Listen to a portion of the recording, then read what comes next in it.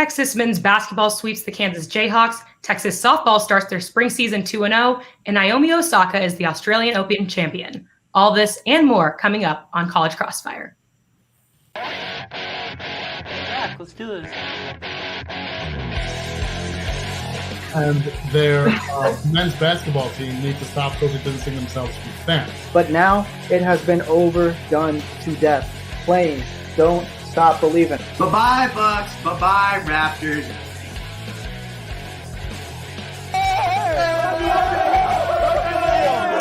All right, let's get to it.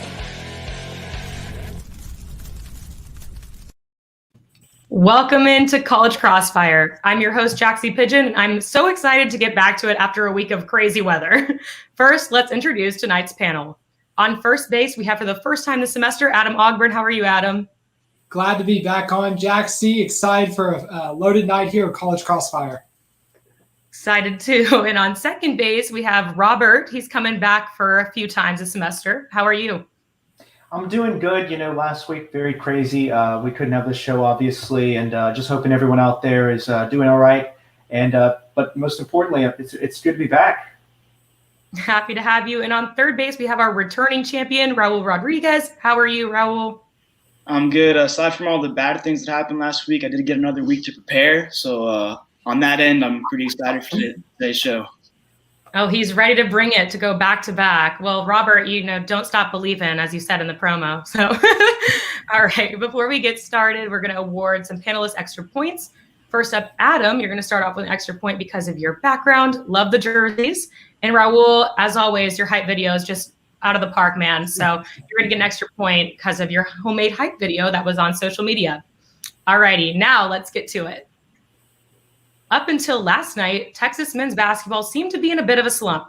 3 days before yesterday's game, the Longhorns dropped a game to West Virginia, 84-82. Luckily, they quickly shut down their losing streak, taking down and sweeping their regular season series against the Kansas Jayhawks for the first time in Texas history. This game also marked senior night, which means this was the final home game of the season. The passion showed in the Horns' 75-72 overtime win last night, with Courtney Ramey posting 15 points, Andrew Jones getting his first career double-double in college, and Matt Coleman grabbing his career-high rebounds at 9. Texas was ranked at number 4 earlier this season, but have since dropped down to number 14. However, with this win over a top 25 opponent, do you think Texas's season sweep over Kansas set them up to compete for a Big 12 title? Adam, start us off. No, it doesn't, because there's a team up I-35 called the Baylor Bears. The Bears have run away. They're undefeated so far in the regular season. And I think even looking at the Big 12 tournament, I think the Bears are just simply too good. Texas, although the wins over Kansas have been huge, they still have the problems with turnovers. They're ranked 209th in the nation with 13.8 turnovers per game, and they haven't shot the ball great. They were only 19% from behind the three-point range, three-point arc against Kansas last night.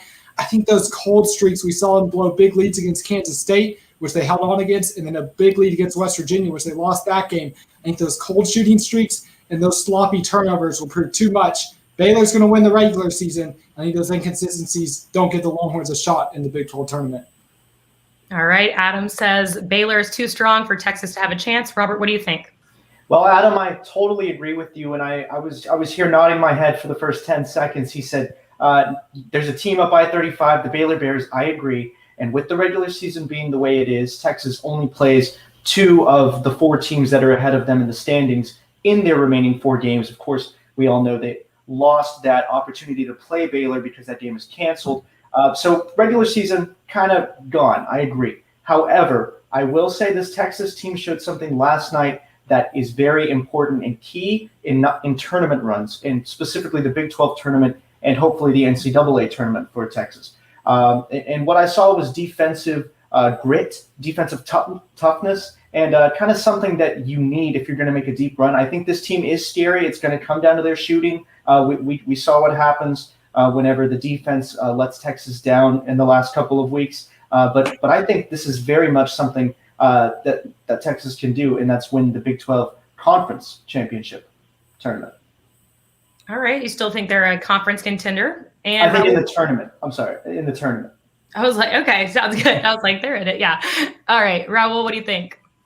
Yeah, I think that they're still a contender in the tournament too. However, there are still a couple more games to be played in the regular season. I think if anything that was shown last night was that Texas did a good job of getting into the paint. They had 34 points in the paint. And most importantly, in my opinion, they didn't back down. They went to the free throw line a lot last night. And Corny Ramey and Andrew Jones had great games on the line, both shooting 100%. And that's the kind of physicality that you're going to need to, play with if you're going up against a team like Baylor or West Virginia. And Texas has shown that they can, play with these tougher teams. But as we've seen throughout the season, they've had trouble holding on to these leads. Last night, a little bit different. Coming back from behind, they were down at 11 at halftime. So I would say that this game, if anything, was a step in the right direction for me, trying to put Texas as a contender for the Big 12 title. Do I think they'll get there and actually win it? That's still to be seen. I think that they have the talent. It's just a matter of putting it all together. Sure. It's kind of you got to have all the pieces come together at the same time for this Texas team. And like all of you pretty much said, it's coming down to the last few minutes of the game, and the offense is kind of lacking towards the end there. But I'm going to have to give the points to Raul on this one for 3, and then Robert and Adam both 1. I think that Baylor is definitely at the top of the rankings within the Big 12. But I still think Texas, if they come together at the right time, has a chance to be up there in that game. So next question. This past weekend, Texas baseball headed to Globe Life Field in Arlington for the inaugural State Farm College Baseball Showdown. The then number 9 ranked Longhorns took on the 3 top 10 ranked SEC programs, which were Mississippi State, Arkansas, and Ole Miss. In their opening game, number 7 Mississippi State grabbed an 8-3 win over the Horns. Next, in a scoreless game for Texas, number 8 Arkansas grabbed a 4-0 win. And in their final game of the weekend, the Horns did not end on a high note, getting completely outplayed and losing to number 6 Ole Miss 8-1. This week, the Longhorns will have a 4-game series against BYU. With the Horns' 0-3 low-scoring start to the season, how can they get their offense going for the future games? Robert, start us off. Well, it's very worrying when the season paused last year. Texas had 3 losses. That was in 17 games. They now have 3 losses in as many. I do think, the caliber of those opponents is very high.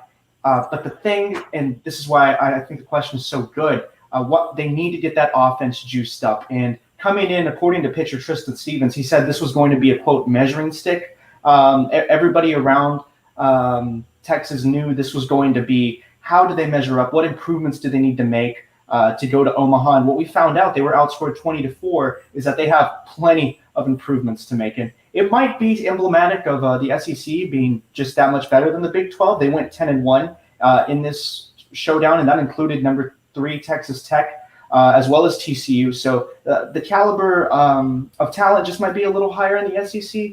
But for Texas, I think as far as getting the offense going, you let your talent warm up.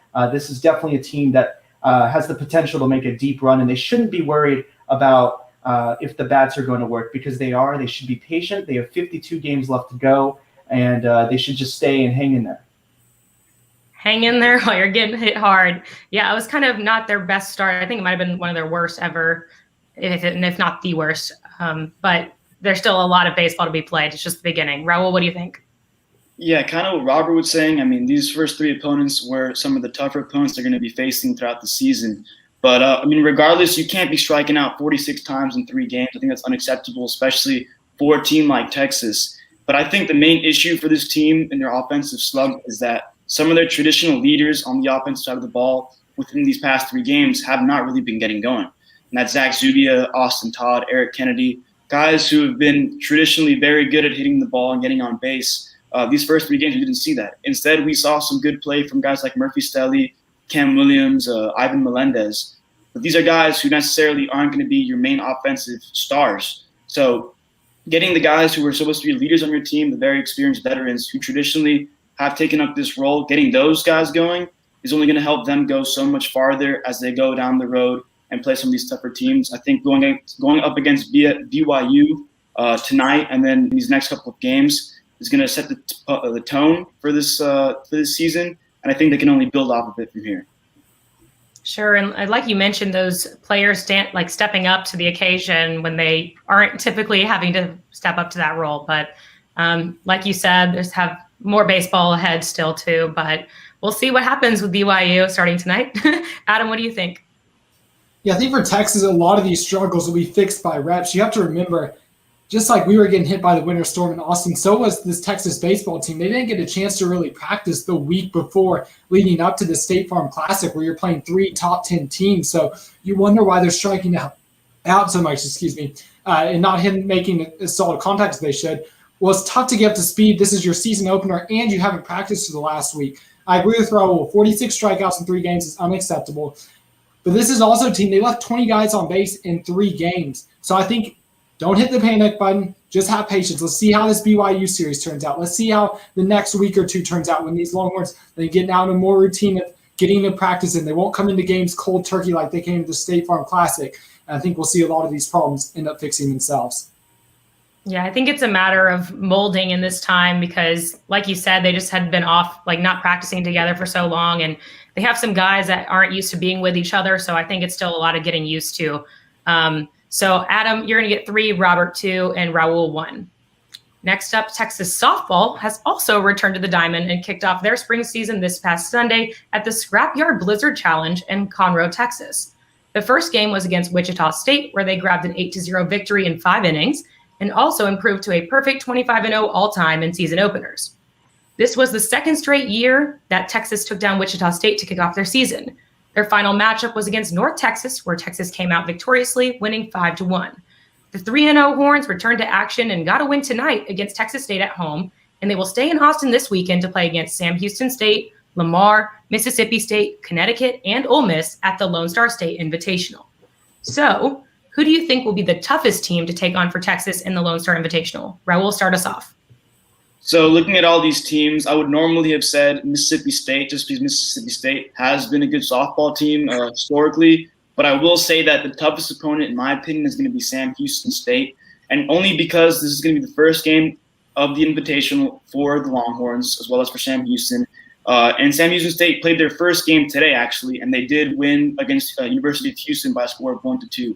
Mainly, this team is a big what if, since they really haven't been playing. You can't really prepare for them as much as you can on other teams. I know it's still early in the season, but still things like that can add up. And also, this Sam Houston team is the same as it was, or the majority of the team is the same as it was over 2 years ago, the last time that these 2 organizations played against each other. They have a lot of veteran leadership returning. There's a veteran pitcher, the senior Darby Fitzpatrick, she will be returning, as well as other players like Megan McDonald and Sheridan Fisher, both of which have been playing great seasons so far for that team. So in terms of what team is going to be the toughest, I would say Mississippi State normally, but Sam Houston State could give Texas a run for their money in this first game. All right. Raul thinks Sam Houston State is going to give Texas the hardest time, where typically he would not. Adam, what do you think? I've got to go with the Bulldogs out of Mississippi State. I think Sam Houston State and Lamar in those 2 opening games, both those teams out of the Southland, I think those are teams that Texas has to be expected to beat if they want to compete for a Big 12 title. Ole Miss, meanwhile, is kind of a bottom feeder in the SEC. They're projected to finish last this year. And then UConn, the other opponent, they just lost 2 in a row to Florida Gulf Coast. So I'm looking at this Mississippi State team that scored 44 runs in their 6 games. They had a 17-game winning streak dating back to last season that was just snapped recently in a tight loss to Southern Illinois. This Mississippi State team has plenty of offense, led by Fala Lula, a star player, a transfer player from Arizona State, who's now in her 2nd season with the Bulldogs. Keep an eye on this Mississippi State team. That will be a challenging Power 5 matchup for the Longhorns. Yeah, it's definitely a great contender there with Mississippi State. And like you said, very high scoring for not that many games. So we'll see what happens this weekend. But Robert, what do you say? Yeah, Adam, I'd love to disagree with you as we do sometimes on the 1-0 Sports Show. But I can't here. I'm taking Mississippi State. I think it's the toughest. And as you said, I want to elaborate on that point. Texas has to beat Sam Houston State. And they have to beat Ole Miss if they're really going to be a serious team. And they're number 1 in the country, undefeated. Very, very much a serious team. I think Mississippi State has a ton of talent. You have Annie Willis, who's already started the season 3-0. I think there's a very high likelihood, looking at the schedule and considering that when she last was on the diamond, that Texas does end up drawing Willis. And they do have postseason experience. They are ranked, and they have a lot to fight for. So I think ultimately that game is going to be the showdown of the Invitational. I expect a lot of eyes to be on that one. It's kind of an early season, maybe a postseason look. Yes, so not only for this tournament, but later on as well. I think that's a fair point there. Like I'm saying, obviously who's going to be the toughest team to take on in this tournament, but it also leads a little bit deeper. So Robert, you're going to get 3, Adam 2, and Raul 1. And when we come back, the panel discusses Texas volleyball and fan-controlled football. You won't want to miss it.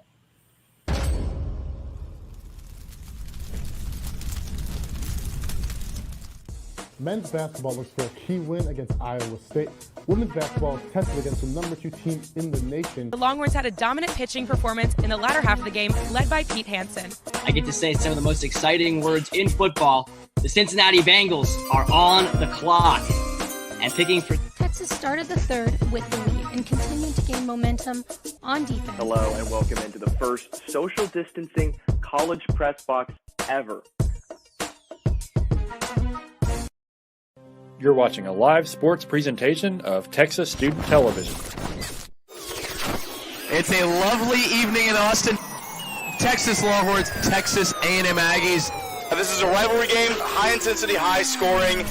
Puck drop, we're off. Both of these teams are very fast. Big collision on the wall there. Now a little advantage for Texas. Shot in the middle.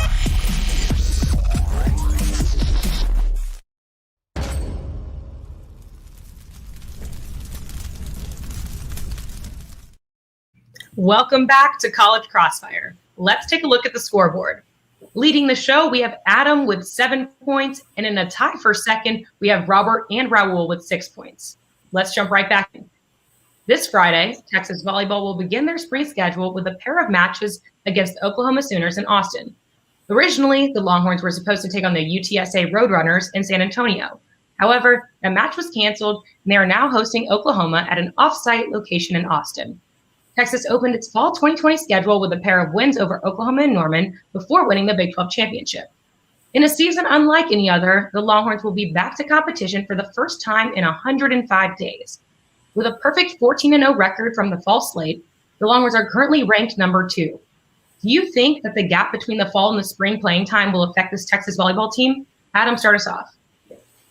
When you look at a program as talented and storied as Texas, 10 Big 12 regular season titles in the past 11 seasons, no, the layoff should not affect the Longhorns, especially when you look at the talent and the depth they have. They have Breon Butler, Logan Eggleston, Skylar Fields. Those 3 were all first-team Big 12 preseason selections. And then you have players like Asia O'Neal, Jenna Gabriel.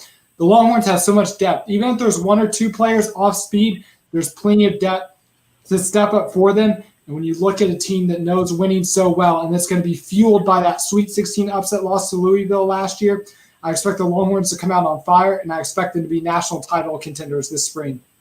I really like the word depth that you use. And like you said, all these names that you were mentioning, that it's not really just one player on their team that stands out a lot of the time. It's really a whole team effort on that team. And it's all great points there. Robert, what do you think?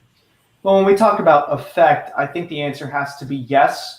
But I will add that that's mainly in the short term, that it might only affect their undefeated record. And it's something related to what we just talked about with the baseball team.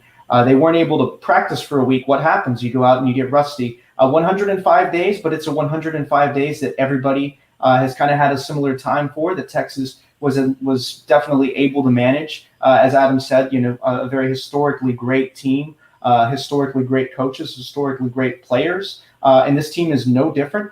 And I'd say that the game against Baylor, the third one back, I believe, will be their most challenging game, because I think that the talent we've seen against Oklahoma before, and I think we'll see it again, is just going to be too much for that team. But I do think this, and of course Baylor is basically an equal for Texas. They are very good, top of the class in and of themselves. But I do think that this break could potentially affect Texas volleyball, but only in the short term. I do agree with Adam. Long term, this team has too much firepower, and they're going to get back on speed.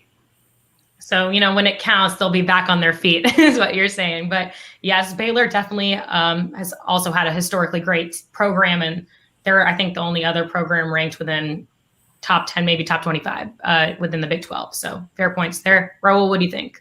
Yeah, I'm going to grab a little bit from both of their answers. I do not think it will affect them. But again, going back to what do you want to consider affecting them, is if they drop one game, are they still not as elite as they have been going up into this later period of play? no, I still think that if they do drop a game, whether it's the Baylor, Oklahoma, or even some of the weaker opponents that are coming up like TCU or Texas State, this is still the elite group that we saw over this past fall go 14-0. So I think even though they have had a break, this is a team that's obviously going to be prepared for it. As with all sports, they've had to adjust because of coronavirus and other factors that have been affecting weather and different practices. So I don't think it's going to drop them off too far. I do think if they do drop one game in this next stretch of matches, they're still not going to be necessarily considered a worse team. I still think they're going to be praised as one of the higher stock teams, and I think that they'll still keep their position in the top 3. And if they go undefeated, possibly move up, depending on what happens to that number 1 spot. Yes, and that's all great too. I mean, the thing that, Robert, I like that you said is, everyone's kind of in the same boat in terms of, how long they haven't played. To Raul's benefit too, I mean, to say that, I don't know, it's all a matter of, how much it costs someone to lose one game. And in this point, I mean, there's only 9 regular season matches left, I think. So I don't know if these Oklahoma ones are counting against that, but that also, they could count more, they could not. But I'm gonna have to go with Adam on this one. I think that, this Texas team is really about like how they come together. And we've been seeing that over the past fall, and I'm glad they're coming back together so we can watch them play again. But we'll see what they do. Hopefully we'll see. I guess I'm not going to make any predictions because then it'll hold me against. So Adam, you're going to get the points on that one. Next up, this past Sunday marked the finale of the Australian Open, which was the first tennis major of the year. On both the women's and men's sides, the players who made it to the final rounds weren't surprising. The 2021 champions were Naomi Osaka, who swept Jennifer Brady 6-4 and 6-3, and Novak Djokovic took down number 1 ranked Daniil Medvedev 7-5, 6-2, and 6-2. Naomi Osaka's semifinal victory over Serena Williams was one that caught the most attention from viewers. Her 6-3, 6-4 win over Serena Williams not only got her to the finals and eventually a victory, but also kept Williams from taking home a record-tying 24th major title. Do you think her loss to Osaka at the Australian Open was the final straw for her to retire? What do you think? Robert, start us off. Yeah, 2 words. No way. No way was this the final straw. And I'm going to disregard the news that came out about a day ago from her coach saying that he believes, she's going to go all in for that 24th title. Serena's made 2 semifinals and 4 Grand Slam finals since she returned in 2018. She is at the top of her game. And I believe that being there, 23, 1 away from 24, she's too much of a competitor, an all-time competitor, an all-time great. I think this is kind of asking, would LeBron retire at 36? I just, no way. There's no way Serena Williams is going to retire. I think we're going to at least see her come back again next year to the Australian Open. I think I'm comfortable saying that 99% sure. All right. Robert thinks she will grind until she gets what she wants. Raul, what do you think? Yeah, I'm going to have to agree with Robert here. I mean, just the competitive spirit that she has. She's one of the greatest of all times to play tennis, as we all can agree on, I would imagine. And if you looked at the post-game interview she had, you can really tell the passion she still has for the game. And I'm sure as a competitor like herself, she's probably not happy with how she played. I mean, she did lose a match, and in my opinion, mainly based off mistakes that she was making. And to that point about, she's the GOAT, and obviously we have other tennis players who are trying to get to her level. There's always going to be that, that competition between the current best and the next best. I think the fact that she's lost to Naomi twice is going to make her want to succeed more and potentially get that 24th win and tie the record. Yeah, GOAT versus baby GOAT, Mahomes Brady situation there. Adam, what do you think? Yeah, Robert said exactly. She made the finals of the U.S. Open in Wimbledon after she came back from maternity leave in 2018 and 2019. And then she was in the semifinals in last year's U.S. Open. And then she makes the semifinals in this year's Australian Opens. In the quarterfinals, she beat number 2 ranked Simona Halep.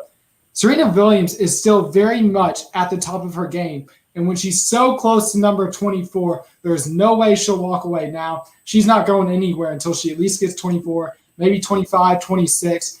When you're still competing, it's not like she's getting first or second rounded. She's still at the very top of women's tennis. Yes, she still shows a lot of passion for the game. I don't think she'll ever give up playing the game. unless something stops her from it. But I think I'm going to give the points to Robert on this one. I think you explained it the best with LeBron's comparison. She's not going anywhere until she gets what she wants. So Robert, you're going to get the points on that one. Next up, fear not, football fans. Just because the NFL season is over does not mean football's over. Just last weekend, fan-controlled football, aka FCF, had its first games. FCF is football where the fans are in total control. All of the action goes down on Twitch, where fans vote in a draft every week to assemble the teams and vote for play calls during the game. It's a 7-on-7 indoor format on 50-yard fields. The startup has many goals and is hoping to gain some traction. In the past 2 years, both the AAF and the XFL folded back-to-back in attempts to start a new football league. That being said, do you think fan-controlled football is the future of football, or is the league just a flash in the pan like the others? Raul, start us off. So I don't think it's the future of football, but I will say that this is a great organization, and I think what they're doing is helping build a new, I guess you could say, generation of football fans, because it's basically changing a game that's long, complex, and making it into a more understandable format where fans can get involved. And I think that's amazing for the game and for the sports world in general. But to that point, what makes football great is the fact that you have to play 4 quarters. You have many opportunities to succeed, to fail. I mean, they don't have lines in FCF. They also don't have kickoffs, punts. So they kind of dumb the game down a little bit. And that's going to appeal to a lot more of a younger audience, which likes more quick, fast-paced games. But I think football as the mecca of sports in the United States is not going to go anywhere. I think it's only going to make more organizations like this one try to get to that same level that the NFL's at. Interesting point on the, kind of targeting the younger audience, especially when it's, betting on the line. But that's interesting. Adam, what do you think? Yeah, I can see the allure of this league. I think it's more gimmicky than the XFL or the AAF was, just because, I think it's cool that they have players like Johnny Manziel, DeAndre Prince, they have the big names, right? But this is a league where you're trying to take all power out of coaches' hands. You're trying to tell a bunch of, players, a lot of these guys are grown guys who are trying to feed their families. You're trying to, hold them accountable to what a fan wants them to run out on the field. And I just don't think that's the future of the NFL. I just think that, coaches, GMs, all the hard work that goes into it, you don't want a person to be held accountable by a fan. So I think it's cool. I think we'll see more stuff like this. I think we'll see betting on what plays teams are going to call. But as far as fans controlling the game, I don't think we'll ever see that anywhere near competitive with the NFL. That's interesting too. I mean, not only do they control, what they're placing, but they're controlling the actual players themselves. That's interesting too. Robert, what do you think?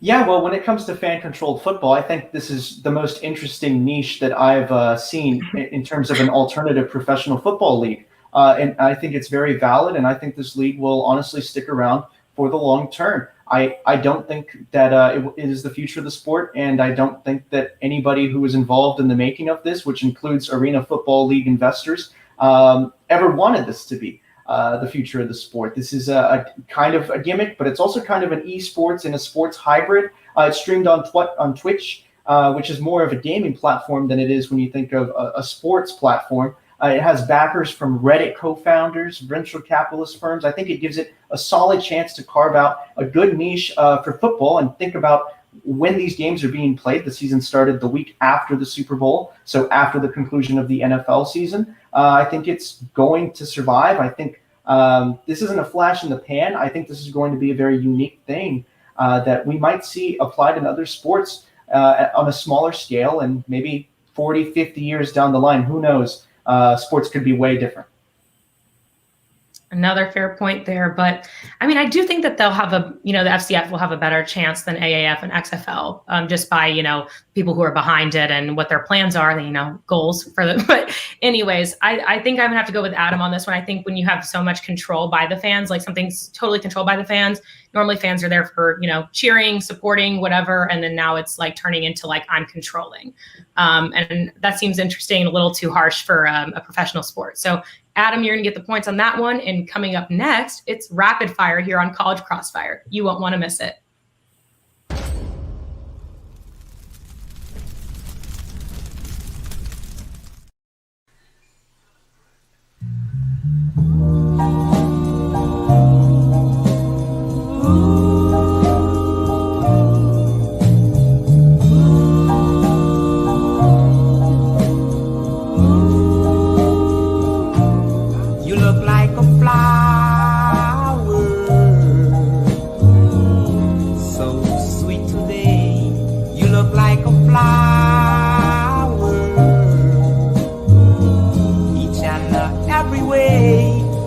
like a flower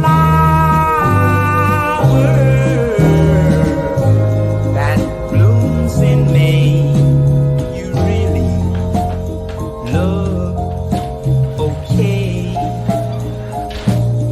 And when I hold your hand each and every night, you make me think the things you say is so really right. And when I see you, when you smile, you make the day so bright.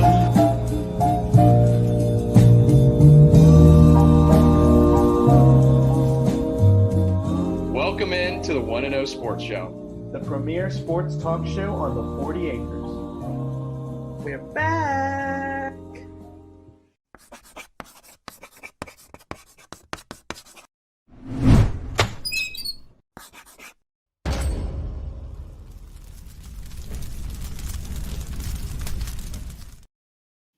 Welcome back to College Crossfire for the final time tonight.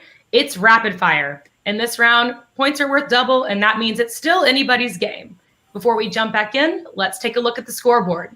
In first place, we have Adam with 9 points. Second place, Robert with 7 points. And third, Raul with 6 points. Let's get to it. After a crazy week of freezing cold and lots of ice and snow, Texas is back to its regularly scheduled programming. That's right. Even with last week's freezing temperatures, it got up to the 80s today here in Austin. Why am I not surprised? Anyway, classes were canceled during this time. The first few days, it was snow swinging from flagpoles, snow tubing, sledding, skiing, and much more. Since Texas isn't used to having snow, the lack of proper equipment showed. Students pulled out just about anything they could find just to have that one run down a snowy hill on campus. That being said, what do you think is the best item to sled on throughout campus? Anybody can jump in. Well, for me, I think you got to go with those the signs that kind of look like the tent poles or whatever. You see, I think a lot of them, I think they're out for the PCT testing signs. It's a nice kind of long, flat surface that's long enough where you can lay out on it. And especially those hills, some of them kind of the one that leads into Speedway by Greg. You get enough snow on there, you get enough speed, and with the nice, long, narrow shape of that sign, I think you can pick up some pretty good speed. Yeah, you know, link to it. You know that PCT testing. You know Adam's been because he knows what it looks like. Love it. I know what you're saying. Robert, go ahead.